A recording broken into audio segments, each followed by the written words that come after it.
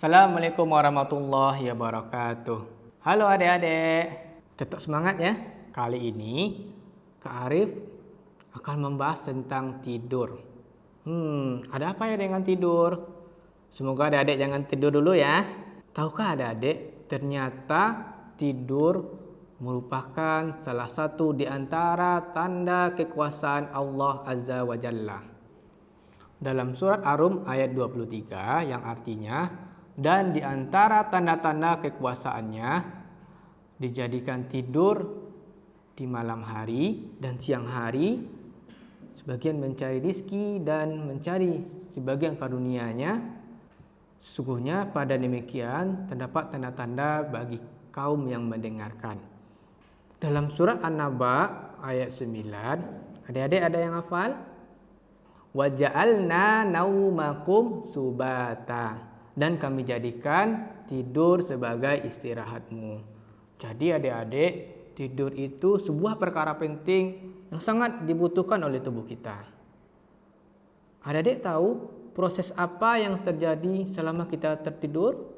Selama kita tidur? Proses yang terjadi selama kita tidur, yang pertama, saatnya hormon pertumbuhan aktif. Usia adik-adik yang lagi di usia pertumbuhan, kakak sarankan jangan begadang. Kenapa? Karena di waktu tidur yang terlelap ya adik-adik, hormon pertumbuhan sel yang dikenal dengan nama hormonnya Human Growth Hormone atau HGH. Nah, di saat kita tidur terlelap itulah hormon tersebut aktif. Kenapa aktif? Karena pada saat malam hari glukosa yang ada dalam tubuh kita dalam keadaan menurun dan menyebabkan hormon ini aktif. Yang kedua, proses yang terjadi kadang tersentak dan terbangun. Semua pasti bisa merasakannya. Ketika tidur, tahu-tahu kita tersentak saja. Kaki kita merasa seperti ini, merasa menghentakkan sesuatu. Menurut para ahli, ada berbagai faktor. Misalnya, yang pertama, faktor kelelahan, bisa juga tanda bagi tubuh untuk segera tidur. Berikutnya adik-adik, yang ketiga, prosesnya otak dan seluruh sel tubuh kita mengalami perbaikan. Adik-adik, tanpa kita sadari, ternyata sel dalam tubuh kita ini mengalami kerusakan. Pada waktu kita tidur, sel yang sudah rusak tadi digantikan oleh sel yang baru. Makanya adik-adik yang sakit, misalnya terluka tangannya, setelah tertidur, lagi di waktu malam hari, paginya alhamdulillah sudah sehat. Itu proses yang ketiga. Apa tadi adik-adik masih ingat?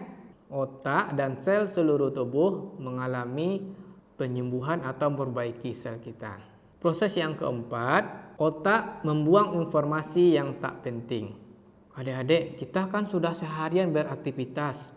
Tentu otak banyak merekam ingatan. Tapi apakah semua ingatan itu bisa adik ingat? Kakak aja kadang ada yang lupa apa yang kakak lakukan di pagi hari. Kenapa bisa begitu? Ternyata adik-adik, ketika kita tidur, otak kita menyeleksi ingatan yang akan diingat. Mana yang akan diingat untuk jangka panjang, jangka pendek, dan yang akan dilupakan. Karena tidak mungkin kan adik-adik sekian banyak informasi yang harus diingat otak. Nah, adik-adik, proses selanjutnya yaitu pencernaan melambat.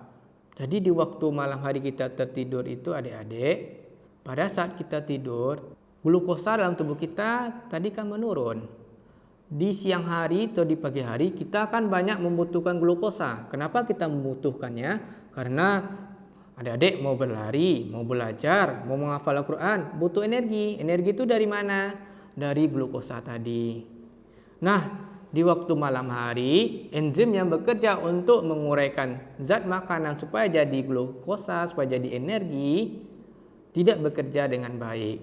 Makanya adik-adik, kalau di waktu malam hari, adik-adik mau tidur ini jam 9. 2 jam sebelumnya, adik-adik jangan makan. Ingat ya adik-adik, 2 jam sebelumnya jangan makan. Kenapa Kak Arif? Ya tadi, karena pencernaan makanan jadi saat kita tidur itu melambat. Kalau adik-adik paksakan juga makan 1 jam misalnya sebelum adik-adik tidur, tubuh adik akan kelelahan. Kerja dari organ pencernaan akan semakin berat dan tidak akan maksimal untuk menghasilkan energi. Makanya adik-adik ada merasakan kembung, salah satu penyebabnya itu makan sebelum tidur. Nah adik-adik tahu tidak, tidur juga dicontohkan oleh Rasulullah. Posisi tidur Rasulullah ada yang ingat? Ya, posisinya miring ke kanan. Ternyata adik-adik, menurut hasil penelitian, tidur miring ke kanan, lambung kita dalam keadaan stabil. Sehingga kerjanya lebih ringan dan lebih efisien dalam mencerna sisa-sisa yang sehari sebelumnya. Sisa yang sebelum jamnya. Nah adik-adik, tidur merupakan hal penting bagi tubuh kita. Dan adik-adik harus menjaga pola tidur kita. Supaya apa? Supaya kita tetap sehat. Kalau adik-adik sehat, adik bisa beraktivitas, bisa beribadah dengan baik, dan hal lainnya. Nah, kita rangkum tadi adik-adik, proses apa saja yang terjadi pada saat kita tidur.